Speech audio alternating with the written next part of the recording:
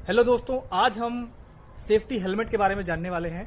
Safety helmet कितने type के होते हैं और किस तरह से इनको क्लासिफाई किया जाता है और किस तरह से इनको चेक किया जाता है, इनका साइट इंस्पेक्शन किया जाता है। तो सेफ्टी हेलमेट जनरली 3 तरह के आते हैं।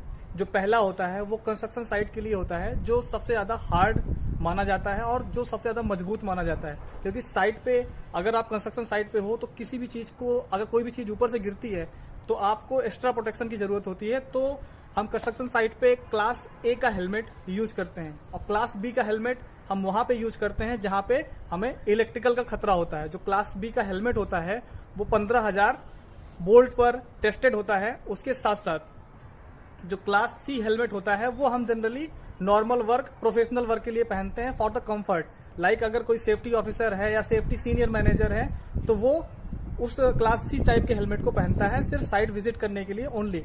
ठीक है, तो ये हमारा जो हेलमेट है ये क्लास ए हेलमेट है और ये कंस्ट्रक्शन साइट के लिए स्पेशली डिजाइंड है। ठीक है, और इसका जो कोड होता है 2925 होता है। आईएस कोड जो होता है इसका 2925 होता है और इस पे कुछ बेसिक चीजें होती हैं जो हमें चेक करनी होती हैं ऑन द साइट। पहला नंबर तो ये कहीं से भी डैमेज नहीं होनी चाहिए और इसमें अदर एसेसरीज अटैच होने के लिए ये यहाँ पे एडजस्टेबल, यहाँ पे ये सिस्टम दिया होना चाहिए कि अदर एक्सेसरीज लाइक हम ईयर मफ वगैरह यूज कर सके। ठीक है, उसके बाद हमें इस चीज में, इनमें क्या चेक करना है, इसमें ये चेक करना है कि ये एडजस्टेबल है कि नहीं है, प्रॉपर एडजस्ट हो रहा है कि नहीं हो रहा है। उसके बाद हमें ये स्ट्रिप चेक करनी है।